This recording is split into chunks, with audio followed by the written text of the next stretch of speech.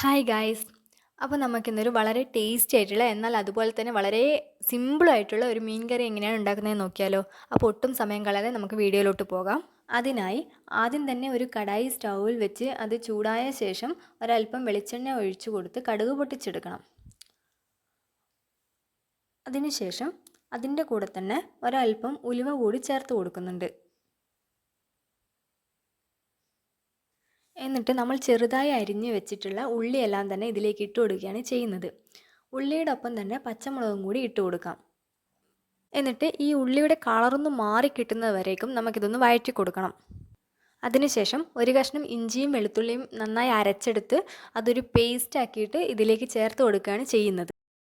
അതുപോലെ തന്നെ 2-3 തക്കാളി എടുത്ത് നന്നായി അരച്ച് പേസ്റ്റ് ആക്കുക. ആ പേസ്റ്റും കൂടി ഇതിലേക്ക് ഇട്ട് കൊടുത്ത് നന്നായി തന്നെ ഇളക്കി ചേർക്കുകയാണ് ചെയ്യുന്നത്.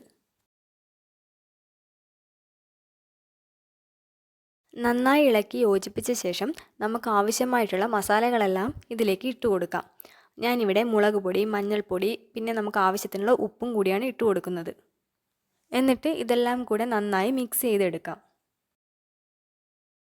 മുളക് പൊടി ആവശ്യത്തിന് മാത്രം ഇട്ട് കൊടുത്താൽ മതിയാവും.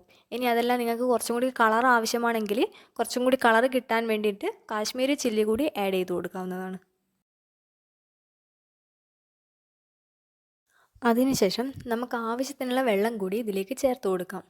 എന്നിട്ട് ഇതൊന്ന് നന്നായി തിളച്ച് വന്നതിന് ശേഷം നമ്മൾ ആദ്യമേ മസാല പുരട്ടി റെഡിയാക്കി വെച്ചിട്ടുള്ള മീനൊക്കെ ഇതിലേക്ക് ഇട്ട് കൊടുക്കുകയാണ് ചെയ്യുന്നത്. എന്നിട്ട് ഇതൊന്ന് അടച്ച് വെച്ച് വേവിപ്പിച്ചെടുക്കാം.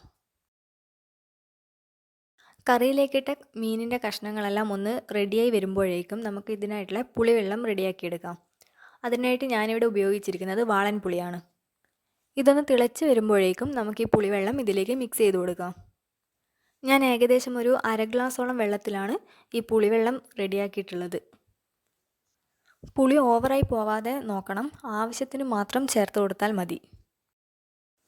അതിനുശേഷം നന്നായി അടച്ച് വെച്ച് ഒരു 5 മിനിറ്റ് വെയിറ്റ് ചെയ്യാം. എന്നിട്ട് ഇതിലേക്ക് ഒരല്പം വെളിച്ചെണ്ണ കൂടി ഒഴിച്ചു കൊടുത്ത് സ്റ്റൗ ഓഫ് ചെയ്യാം. നമ്മുടെ മീൻ കറി ഇവിടെ റെഡി ആയിട്ടുണ്ട്.